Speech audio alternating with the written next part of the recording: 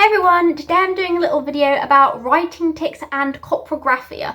Now writing tics are tics where, well, the name is pretty self-explanatory, where we write things. So we may be writing some work for school or something, and then we may write random words, or we may scribble across the page, or we may even draw random images on our page as a tic. It can happen whilst typing as well. We may be typing out an assignment, and we may then uncontrollably write the same word over and over again. We may interrupt what we want to write with a swear word or a random word that we type. Or we may just be waiting for someone to send us a message and we can see the typing icon, but then we may just type something random and press send as a tic. That can be quite frustrating. All of those are examples of writing and typing tics.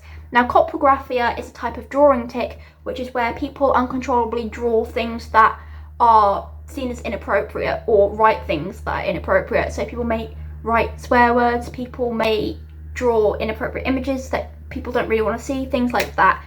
And the thing is that writing and drawing tics do not just occur on paper, unfortunately. We don't really have control necessarily over where we do them. So we may write on ourselves, we may write on walls, we may write on laptop screens, we may write on our bed sheets. These are all things I've done. It can be frustrating, but it's important to remember that the person cannot control it and they do not want to be doing it. And the best thing is sometimes just take the pens away from you. That's what I have to do. If you have an issue with like drawing on walls, you could maybe use hold a pencil when you're writing instead of using a pen, because pencil, I don't know if it can rub off a wall, but it's definitely going to come off a wall easier than pen. Or you could type your work, but at the same time that isn't going to stop typing tics, but might save walls and tables from being drawn on. So there are ways to work around these tics.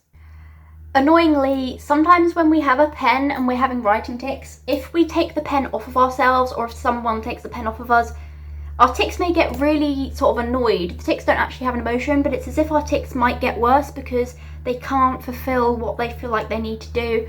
So we may start picking up other things, and the tic might start trying to write with those things, and it can be very, very frustrating sometimes. But I do think the best thing is to get the pens away and get anything that could be drawn with away when you're having those tics, because otherwise you might end up with a wall full of random drawings and words, or a notebook full of them, which can be very, very annoying for us doing it. It's important for schools and colleges to be aware of writing tics, workplaces as well, because sometimes a person's work may have random words in it, even swear words.